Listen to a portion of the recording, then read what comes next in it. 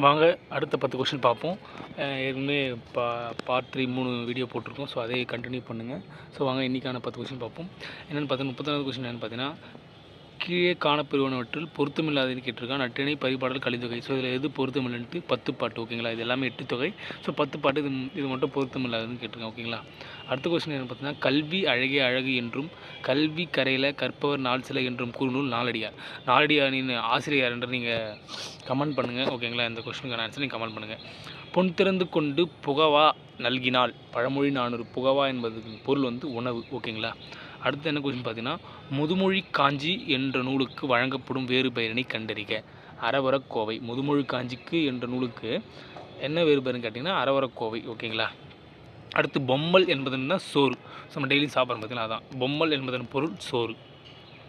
அடுத்த கொஸ்டின் என்ன பார்த்தீங்கன்னா, திருக்குறள் மூலத்தை முதலில் அச்சிட்டவர் தஞ்சை ஞானப்பிரகாசர். ஓகேங்களா, அது எந்த ஆண்டு அவர் வெளியிட்டார்ன்றதையும் ஃபஸ்ட்டு ஒரு கொஸ்டின் ஆல்ரெடியான ஆசிரியர், அப்புறம் இந்த திருக்குறள் மூலம் எந்த ஆண்டு வெளியிட்டார், இந்த 2 கொஸ்டினுக்கும் ஆன்சர் நீங்கள் கமெண்ட் பண்ணுங்கள். ஓகேங்களா, அடுத்து பார்த்தீங்கன்னா, ஓடையிலே ஊறுகின்ற தீஞ்சுவை தண்ணீரே உகந்த தண்ணீர் இடைமலர்ந்த சுகந்த மணமலரே. இந்த question Ramalinga Adigalar. Very very very important.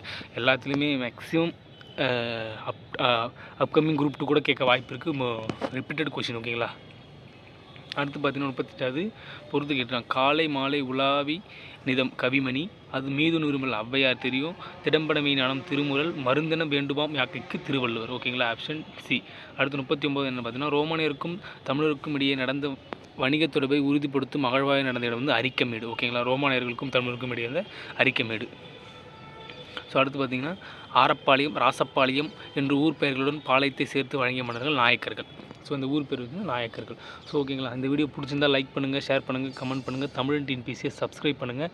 ஓகேங்களா, ஸோ நான் 2 கொஸ்டின் கேட்டுருக்கேன். அதுக்கு கொஸ்டினுக்கான ஆன்சரை நீங்கள் கமெண்ட் பண்ணுங்கள். நன்றி, வணக்கம். நம்ம அடுத்த 10 கொஸ்டின் நாளைக்கு பார்க்கலாம்.